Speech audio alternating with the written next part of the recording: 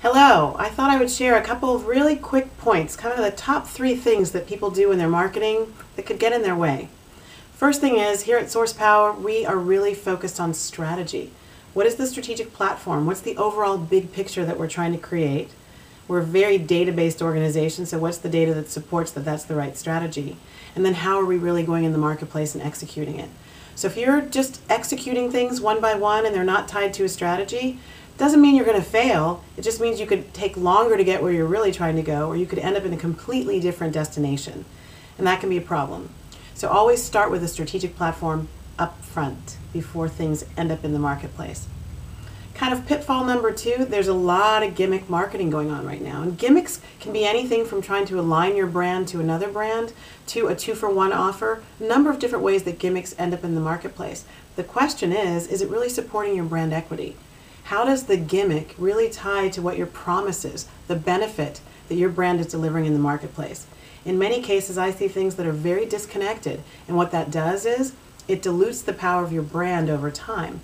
And it means that the consumer, the person that you're trying to convince to purchase, whether it's a business-to-business conversation you're having or a business-to-consumer conversation you're having, they get confused. You end up not standing for any one thing, and they get lured by another brand.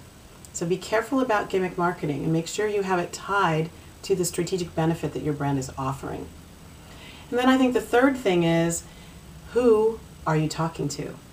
And what I find with a number of clients that I work with is they get very caught up in what they believe is true, what they would do, what colors they like, what the brand logo looks like to them. Well, interestingly enough, many of my clients are not the profile of the person that they're trying to talk to. You really have to listen to this one statement.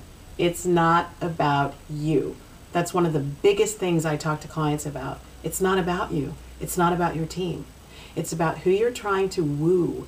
Who is it that you're trying to talk to, and what benefit do you have to provide for them?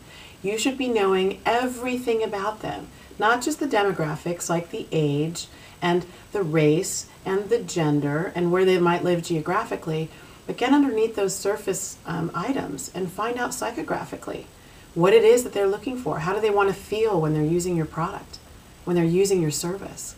You've really got to get into a deep and abiding love and connected relationship with your target. That's 3 tips from Source Power. Give us a call. We'd love to work with you.